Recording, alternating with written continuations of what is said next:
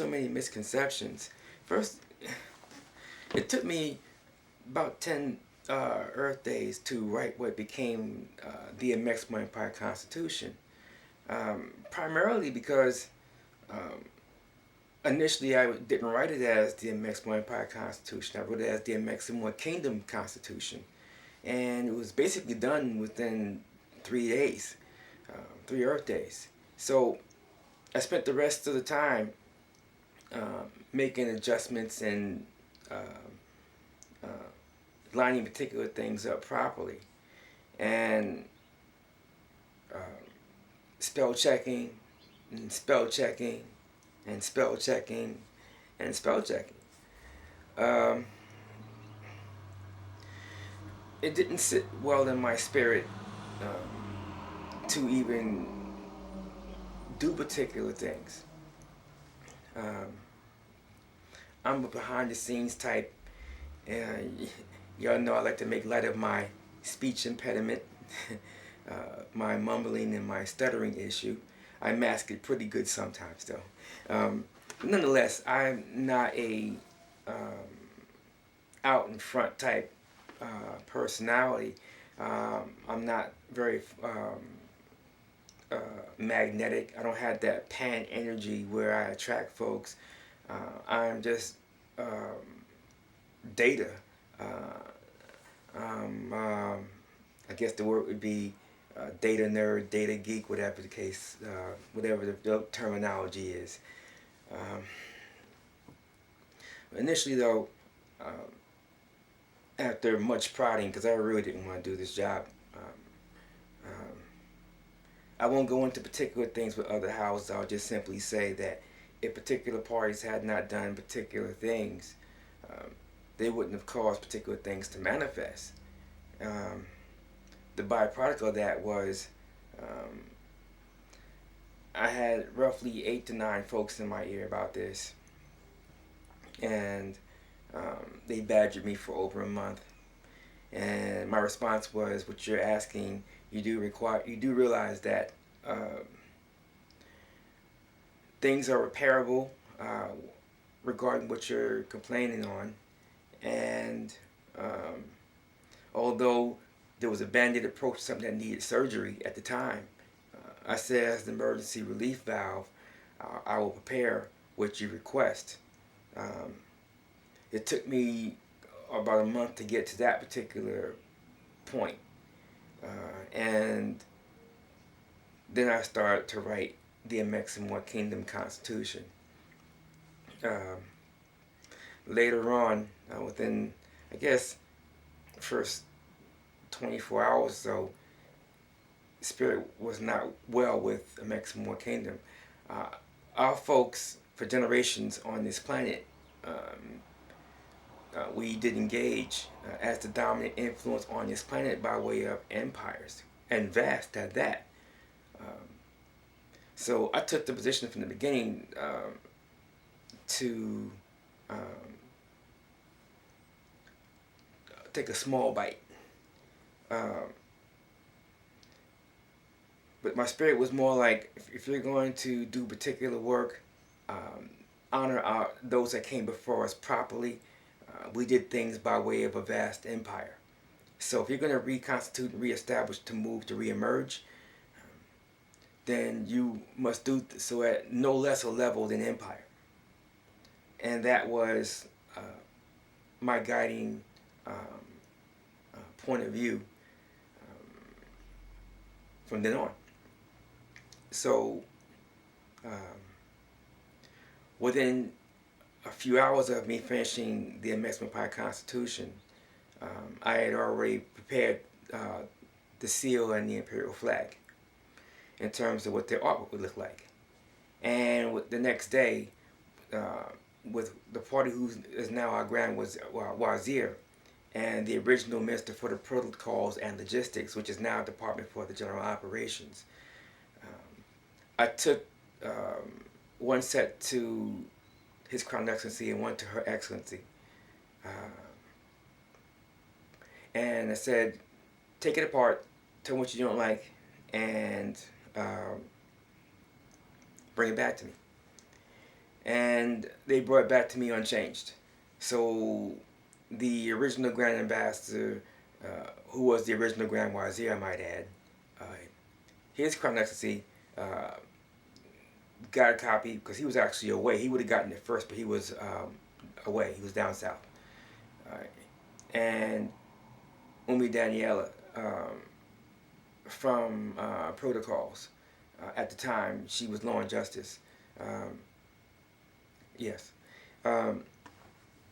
Those were the original parties, 2 male, 2 females. They took a look at what became ratified as our law form, and they brought it back to me. Now, to be honest with you, 3 of them could have said yes. If the original Grand Ambassador had said no, we wouldn't proceed. He said yes, and we set the first council meeting date. And interestingly enough, where we actually met, the place is no longer there. The interim council members were formally installed, and the Amexem-Moor-Empire Constitution was placed before them to accept or reject. They elected to ratify it, and we've been proceeding with that Constitution ever since. The day is going to come, though, when a lot of the things I have to contend with are not going to be my issue. I'm going to retire. I am going to retire. And I won't be Your Imperial Majesty or His Imperial Majesty. I'll just be Your Majesty or His Majesty at that point. But I am going to retire because I didn't want to do this work in the first place. But I get the fact that everyone on this planet, in this life's walk, has a duty, obligation, and responsibility. We are all given talents and skills. I wasn't given the talent skills I was given for me to sit on, and they were not given to me for sport. To whom much has been given, much is required. So that life's walk's mission, I could choose to reject, and I would still end up having to do that job. Basically, the Jonah scenario, if you would, for those who are scriptural buffs.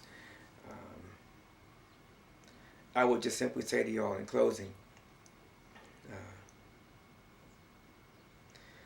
the work to improve the quality of life of folks on multiple continents, you don't take lightly. It's no little thing. It turns the hair gray.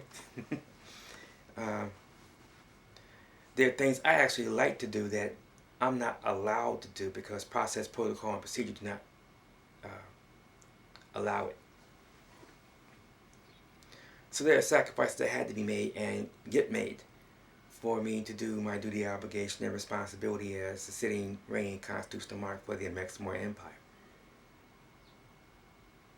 I do not regret my duties, obligations, and responsibilities being on my shoulders.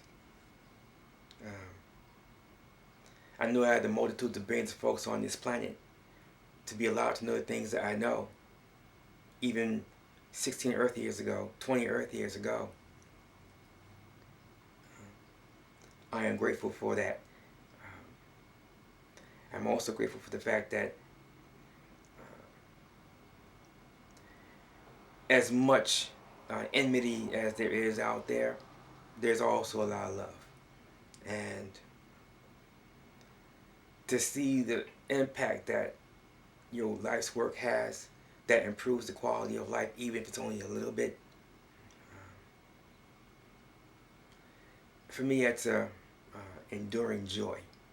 And I could not be more grateful for the honor. I do know that there is much work to be done settling a wide variety of things regarding diplomacy and governance. We had things on lock for quite some time on particular things. once you go operational on more than one continent and you have to traverse the high seas to maintain, everything, and I mean everything, changes. And things that I say, all right, I know how to do this, and yes, there's time to put things in particular places, and we'll work those things out. Suddenly, no, you don't have time, and you get to do things now.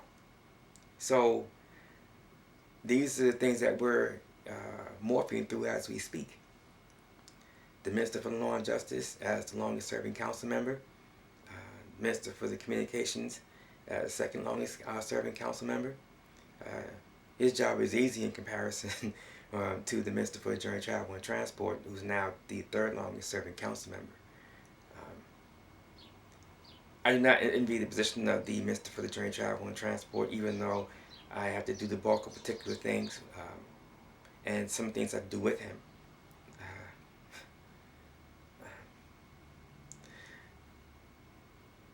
Given that virtually everything that we do is relying upon transportation in one form or another, and all of the things that we do, whether they're interlocutory in nature or more permanent, the responsibilities are huge. And there are so many folks who I'm never going to meet that are getting the advantage of the things that we're putting in place. There's so many folks that utterly loathe our existence and functionality that are going to have excellent advantage from the things that we're doing. I love them no less, and I keep them in the ethers that one day they will see that the work that we do truly is a labor of love. And one day we just might get our due on that. We'll see, but one can hope, and I am one of hope.